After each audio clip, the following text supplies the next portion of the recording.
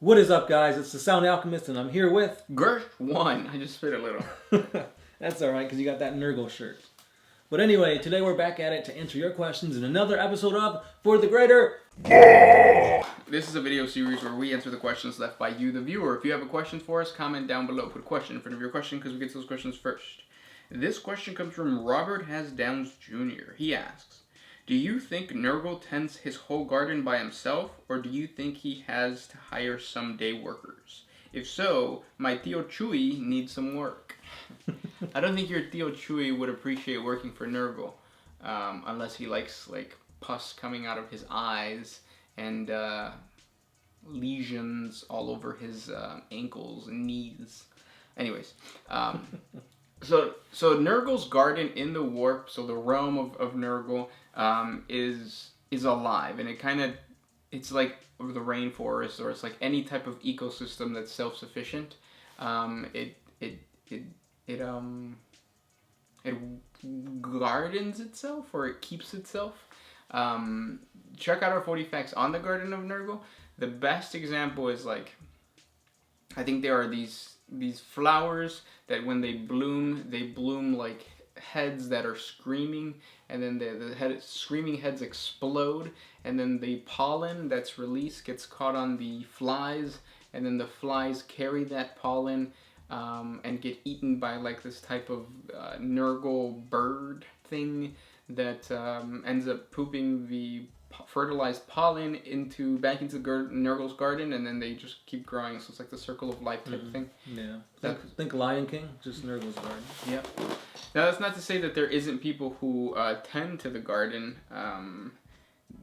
There are like so that's a benefit of becoming a greater demon of Nergal. You get your own section of Nurgle's garden, and you can fill it with whatever type of diseases, evil plants, evil creatures you want.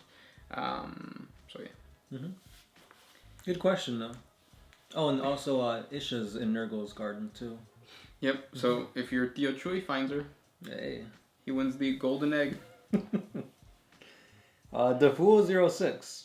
When playing 40K tabletop or D&D, which one of you guys plays with more immersion into the game? I mean, like really playing out the character with matching voices or accents and making sound effects while playing. Out of the two of us, you did a voice for your character a little bit. Yeah. But he's the one. I've gotten a French accent down. Currently I'm playing a Xeno. No, sorry. Xeno. A Xeno. I mean, I guess, right? Yeah, technically, yeah. I'm playing a Triton Paladin. And he's supposed to be kind of arrogant because he comes from this utopia that lives on top of or on the back of a giant sea turtle. And so like I was trying to be like, okay, so what's like an arrogant kind of like a good, like I come from a better place than you type of voice. And I was like, oh, French, because that's what like the stereotype is of like France is like this thing up here. I keep spitting, Jesus. France is this thing up here, and like everyone else is down here spitting and shit. I keep swallowing, Jesus. So yeah. I mean, there was a few sessions where everybody in the party tried to stay in character. Mm-hmm. I say it went good for like the first maybe 30, 45 minutes, and then it kind of... Once we hit combat, I think that was the hardest part. When you have a group like that wants to role play, it's really up to the DM to allow that to happen. Mm-hmm. I think that our DM he enjoys it, but he doesn't really facilitate it because he doesn't get into it. Right. So it's not, we can't all just be like trying to do voices, and then he says, and then the actual DM, the one that's supposed to be running the game, just talks normal. Mm-hmm. Or it's funny because like in another campaign that we're doing, the DM was talking to himself in different accents because he was playing the part of two NPCs. Yeah. That was pretty funny. The struggle. Yeah. Like halfway through, he's like, I'm just talking to myself, so I'm just going to tell you what's going on. I would say, because I've been checking out a lot of there's this YouTuber, I'll pull him up right now, but he has a series where like he goes through and he says like, know your players. And there's a certain type of player in Dungeons and Dragons that's like somebody that creates. He calls it a storyteller, but it's a person that creates like a really strong background to a character and really like implements it into the way he plays the game. And that's you. Definitely not me. When it comes to background, I'm like, no, I just want to play the character now. But you, with every character that you've played in D&D, you've had like a good background to them. I mean, that's just how I see D&D. Your character is fleshed by his history, and I feel with a rich background, it adds more to the character. Yeah. But so different ways of playing. Mm-hmm. And then the guy that I was talking about is Rune Smith. Yes. On the YouTubes. So go check him out if you guys play D&D. Yeah. Back to 40K. Next question comes from Timothy Armstrong. What was Vulcan's life like growing up? It was rough. Just like every other Primarch. For the most part. Yeah. Because he grew up in a world where they were extremely religious. It would later become the Promethean cult, but they worshipped like the volcano gods and volcano lizards. And the environment of... what is Vulcan's world called? Nocturne. Right? Nocturne, yeah. It was basically a volcano world. Mm-hmm. Giant salamanders and hot. Yeah, a lot of smiths in that world. Yeah. Next question. Christopher Shrimplin. I kit bash my orcs hard with pieces of each army that I have fought and won. Most of my friends and I bring our few bits to hand over if we lose. Fear the dreaded war boss, Crazy Slappa, the knee kappa. I'm going to bring that up to the group for the next session. Mm-hmm. I like that idea, and I like the fact that like if let's say we beat you guys, you give me a Tau bit. Yeah. And then you could like paint it up, put it on like your warlord or something like that. That's really cool. And it kind of plays. Well, I guess it depends on the army, because certain armies don't collect trophies. Like, I don't think the Eldar would collect the trophies of their fallen. Because again, I feel like they're above that. Yeah. But because we have that player that plays Dark Eldar now, so Dark Eldar are all about collecting trophies. Mm-hmm. Same thing with orcs. Space Marines. Sometimes. Yeah. But yeah. Next question comes from Defool06. Is polygamy allowed within the Imperium? Polygamy would be allowed within the Imperium just because it's a way of producing more children, more tithes, more workers, more soldiers. Because when you look at like those documentaries for the polygamous cults, it's always like a picture of one guy in the center and then just thousands of kids behind him. Yeah. So yeah.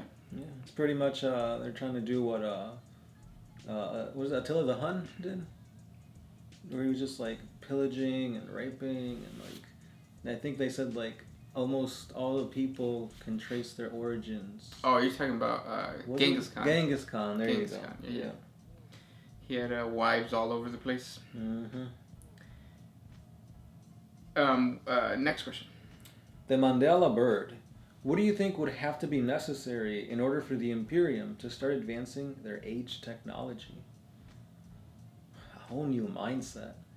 Because the Imperium is so based on these old beliefs and like almost backward thinking that like anything that's new is seen as heresy. So in order for them to like improve their technology, like it'd have to go against everything they believe in, except for the Martians.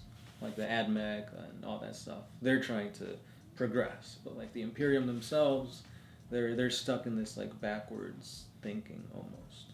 Yeah. Next question comes from Demandea La Bird. How much leeway do rogue traders have with Xenos? What can, can't, and shouldn't they do with them? They shouldn't get a little too close. No, a rogue trader has probably the most freedom in comparison to any other faction within the Imperium. When it comes to trading with the Xenos, they can trade, they can communicate.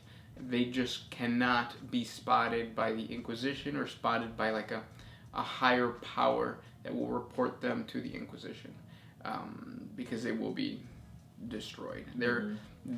The most important thing for a rogue trader is the certificate that was given to him that allows him to go out into the Imperium or go out into the galaxy and trade in the name of the Imperium, in the name of the Emperor. If he is ever caught doing something that he's not supposed to be doing, like having a family with a Xenos, or even like talking to a Xenos, an Inquisitor might see that as heretical, and his entire lineage is destroyed. Yeah. His certificate is gone, all that kind of stuff. To the extreme, really. Yeah. Travis Becker. In some of your earlier 40 Fact videos, Gersh used to mention that it's hard to read English. So, what are your ethnic backgrounds?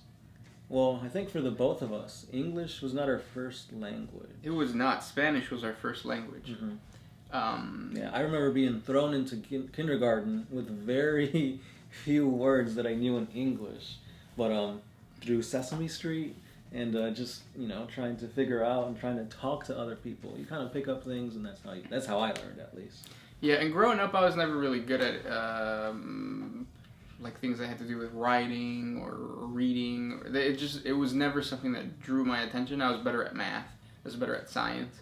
Because that stuff made more sense than like fucking essays and stuff. Yeah, that was annoying. Like picking out the subject and the past participle and all that stuff. Yeah, it all kind of sounded the same and stuff. So that's why I probably said that. But yeah, I think we've improved a lot. So because lately I've been going back and looking at our old videos, and just the way that we speak and the way that we recorded wasn't how we talk in real life. And now I think it's changing a little bit. We're getting a little better at being narrators. But yeah. Next question. This one is by DeFool06. So the Emperor suddenly decided that he doesn't want where the current Imperium is going. So he summons you guys to his throne chamber and appoints the two of you as the new High Lords of the Imperium. The Custodes were ordered to eliminate all of the current High Lords, and he assured you that he is okay with whatever you do. Simply speaking, he gave you absolute power over the Imperium. What will you do with this power? Will you accept or decline such a huge responsibility? Will you lead the Imperium into its new golden age, or run it down into ruin? I know this is a long and complex answer. However, maybe you can make a whole video on the details, but what do you guys think about this? Actually, that's such a good question that you're going to have to stay tuned to tomorrow for the answer. And give us some time to think, and then we'll give you an answer, because that is kind of tough. That is a really good question, though,